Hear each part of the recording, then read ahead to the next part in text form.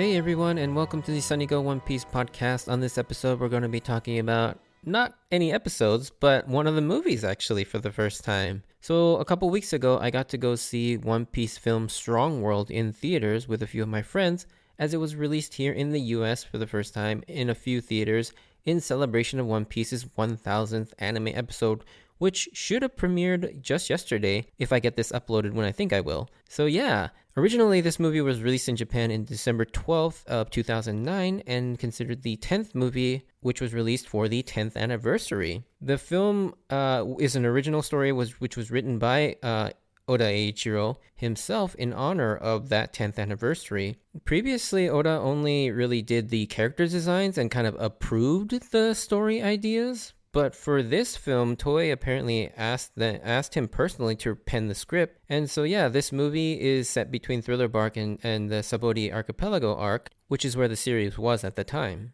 The other really cool thing about this movie is at the time, the first 1.5 million Japanese moviegoers who went to see this movie received volume 0 of the manga. And so this includes chapter 0, which shows the world of One Piece 20 years ago. And it's actually related to the movie, and it depicts this sort of war between Gold Roger and the villain of this movie, the Golden Lion Shiki. And there was actually an animated version of this manga called Episode 0 that was released alongside it. And while Chapter 0 and Episode 0 are considered to be canon, the events of the movie are obviously not. However, one thing that always stood out to me is if Chapter 0 is canon, what happened to Shiki? Like, did he just go away or go into hiding? Like, whatever happened to him? And that's always been kind of like, I don't know if it's ever really been hotly debated because I never really came across any sort of discourse around this. But yeah, I actually don't have an answer for this. But funnily enough, I never actually got to see this movie in Japan because obviously I live here in the US and this is my first time seeing it in theaters. But I really wanted this volume 0. So what I had to do was I had to get my cousin to get me a volume of this one and then send it back with my sister who happened to be in Japan at the time. And so that's how I managed to get my copy of volume 0. So I do have a copy of this, which thankfully I do. Although it's not really that hard to get it on eBay if you really wanted to find it. But yeah, let's get into the synopsis. So the movie catches up with the Strawhats presumably sometime after Thriller Bark, but before they reach Sabaody Archipelago, and we see the crew have been stranded on some wild remote island up in the sky with all of them trying to escape and survive these enhanced wild beasts. It's then revealed that a couple days back they came across the Golden Lion Shiki, and with Nami's stellar navigation and meteorological skills, she helps them avoid a cyclone. But with this, Shiki wants Nami to join his crew and abducts her so that he can go to the East Blue and wreak havoc on it so that he could get back at Roger. With Nami abducted, it's up to the rest of the crew to set out and rescue her while also trying to help the small civilization of people of the island that have been enslaved by Shiki.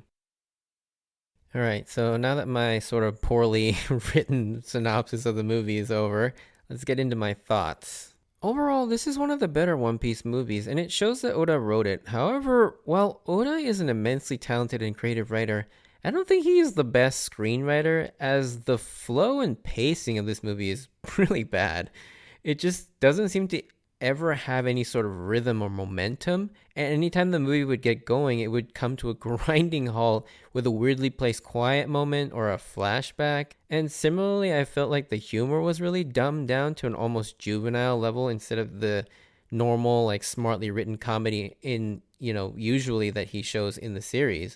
Like, the gags with Shiki and his goons just never land with me, especially Dr. Indigo's fart shoes. Like, we get it. His shoes are fart noises. It wasn't really even funny the first time, but it's not funny at all subsequent times. And similarly with Shiki's like weird tsukomi jokes also never work for me either. And kind of to get the rest of the bad things out of the way about this movie, I absolutely hated the crazy amount of fan service that's in this movie. I mean, there's just so much time devoted to just staring at Nami's half-naked body for so much of the runtime.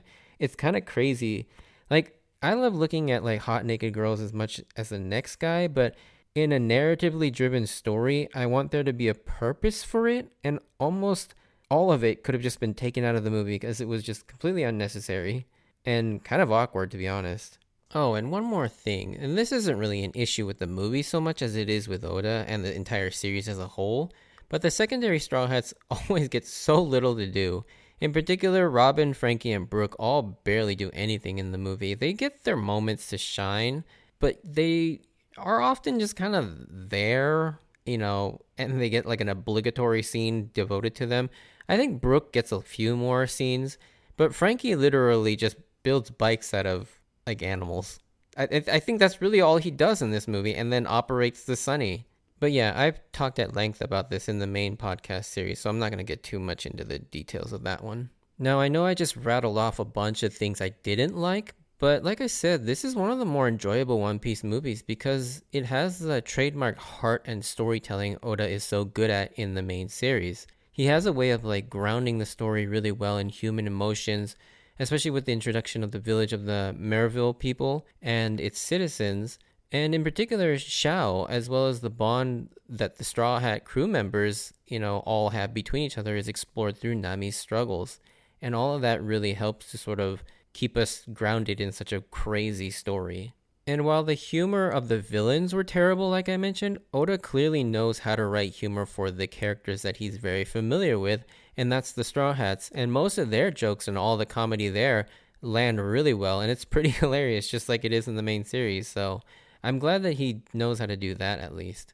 Similarly, the animation is gorgeous. It's fluid and beautiful, which is really nice since you all know how I feel about the animation quality of the main series. But, obviously the bigger budget really shows here as everything looks so much more vibrant and colorful with fluid movements and actual depth to the animation. It all looks amazing. And similarly, the art design is freaking incredible in this movie, which is no surprise since Oda personally oversaw the designs in this movie. Everything from the locales, the crazy beasts, and the character designs of this movie are top notch. The best thing about all the movies, especially the latter movies, is the special wardrobes the Straw Hats get in each movie, and I think this one has some of the best. I especially love Zoro, Robin, and Luffy's outfit. Especially Robin with the glasses. She just looks really good. I kind of wish she would wear glasses all the time. And speaking of Robin's eyes, here's a fun fact for you that I've never mentioned in the main podcast, and I guess just forgot to say. But in the manga, Robin is actually has brown eyes. So in all of Oda's colorized drawings, she actually has brown eyes. However, in the anime, for some reason, they decided to give her blue eyes. But this movie is the first time we ever actually get to see her in an animated form with her real brown eye color. And yeah, that's a very interesting point. And you actually really notice it too, because in the anime, her blue eyes kind of stand out. But then when you don't have the blue eyes and you look at Robin, it also stands out as well. And honestly, to this day, I have no idea why they changed it. Like, it just doesn't make any sense.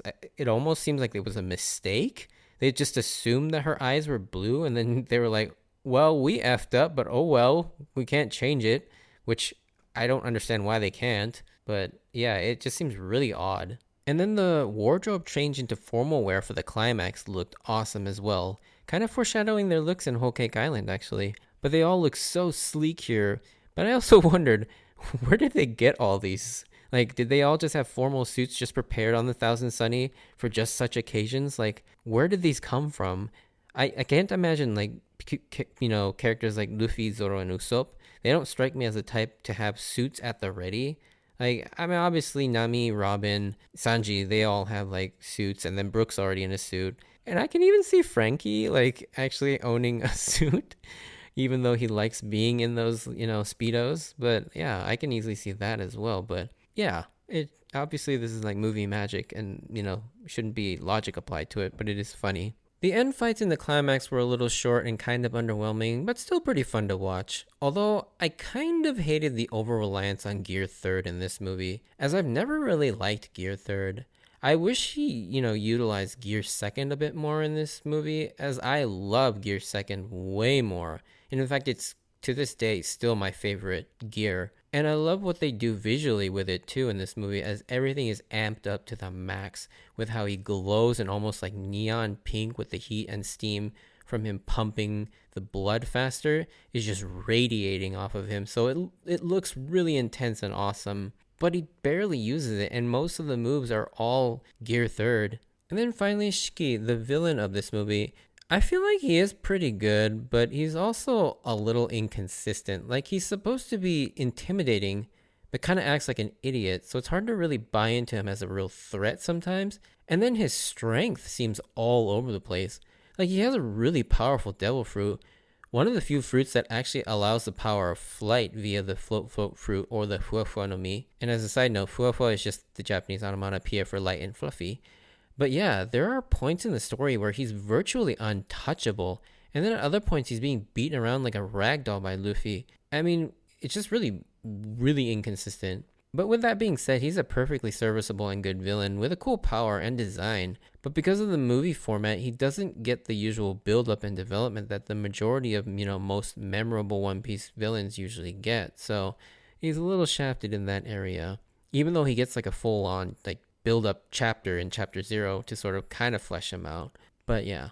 Overall though, yeah, like I said, I enjoyed this movie. This is only my second time seeing it since it originally was released like 12 odd years ago. But it was nice to actually be able to see it in theaters this time, which was really awesome because it really does make use of the bigger format with these grand vistas and wide shots and great sound. If I had to give it a score, I'd give it a 3.5 out of 5 Straw Hats. But yeah, at some point I may do review episodes for each of the other movies and maybe do a ranking of all of them at some point too, but we'll see.